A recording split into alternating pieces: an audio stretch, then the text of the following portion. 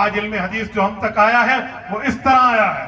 پھر اس کے بعد تابعین میں کچھ وہ بھی ہیں جنہیں درمیانے درجے کے تابعین کہتے ہیں. پھر انہوں نے بھی علم حدیث لکھا, صحابہ سے پڑھا, امت کو پڑھا کے دیا اور امت کو سمجھایا, سنایا, بتایا, لکھوا کے دیا. ان میں بہت بڑا نام حضرت امام اعظم ابو حنیفہ نعمان بن ثابت رحمہ اللہ کا آتا ہے, جن کی پیدائش کے بارے میں 3 قول ہیں. ایک قول سن 80 ہجری کا ہے, جمہور کا قول ہے 70 ہجری. امام صاحب کے پوتے حماد بن اسماعیل بن ابی حنیفہ کا قول ہے.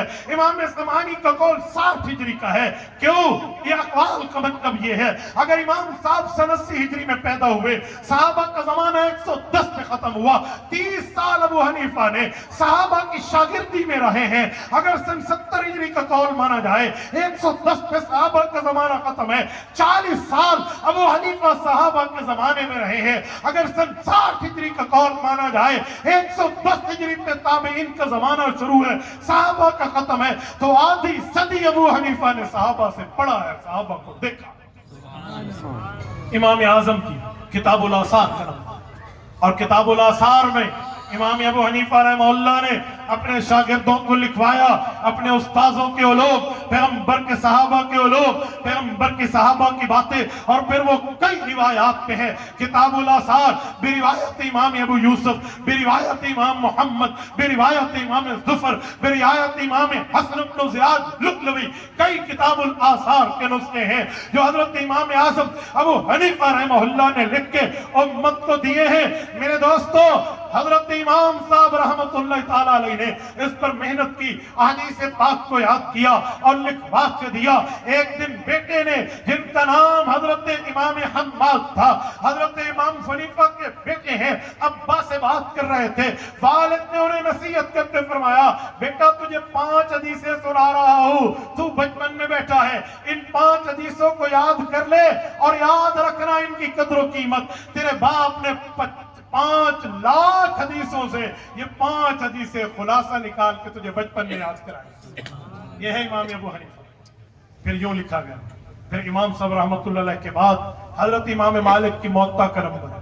کچھ لوگ سمجھتے ہیں موطا امام مالک پہلے ہے, جی نہیں. امام سیوطی رحمہ اللہ کی اس پہ تصریح ہے, اول من دون علم الشریعہ ورتبہ ابوابا فهو ابو حنیفہ ثم تبعہ مالک فی ترتیب الموطا.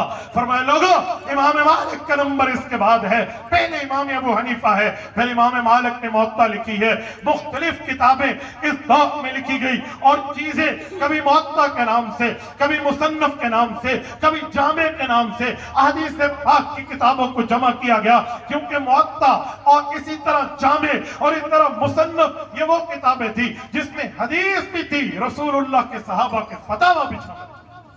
اور ان کے بعد پھر ایک دور اور شروع ہوا جسے ہم اصحاب سیاستہ کہتے ہیں. سیاہ ستہ کے اصحاب, یہ جو 6 کتابیں جو ہمارے نصاب کا حصہ ہے.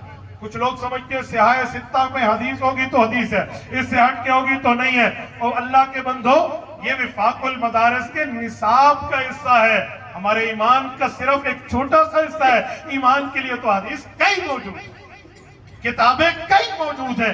یوں نہیں کہا جا سکتا کہ سیاہ ستہ ہے تو بس اسی کو ہی لے لیں. ایک دن ایک شخص عقل کا اندھا, علم حدیث کا آدھا منکر, ایک جگہ بیٹھے مجھے کہنے لگا, مولانا سیاہ ستہ کا معنی بالکل سچی 6 کتابیں, اس سے ہٹ کے میں حدیث نہیں مانتا. میں نے کہا جی بسم اللہ, بتاؤ ذرا تمہیں پہلا کلمہ بھی آتا ہے یا نہیں آتا؟ کہتے آتا ہے. میں نے کہا سنائیں. کہتے لا الہ الا اللہ محمد الرسول اللہ. میں نے کہا حضور کا فرمان ہے؟ کہتے جی ہاں. میں نے کہا بسم اللہ. بخاری, مسلم, ابو داؤد, ترمذی, نسائی, ابن ماجہ, ان 6 کتابوں میں مجھے فرمان نبوی یہ کلمہ دکھا دو. میں نے کہا جتنا زور لگانا ہے دکھا دو. وَلَوْ كَانَ بَعْضُكُمْ لِبَعْضٍ ظَهِيرًا. میں نے حدیث پاک کے الفاظ میں کیوں کہا کہ باپ میں تو امام مسلم نے بھی ابواب میں لکھ دیا, لیکن امام مسلم نے لکھا ہے نا, فرمان نبوی میں مجھے دکھا دے. تو اسے نہیں ملا. کہتے ہیں کیا مطلب؟ میں نے کہا آپ کہتے ہیں اس سے بڑھ کے حدیث ہی نہیں ہے. بابا یہ حدیث پاک میں ہے, لیکن وہ ان 6 سے ہٹ کے مستدرک میں ہے.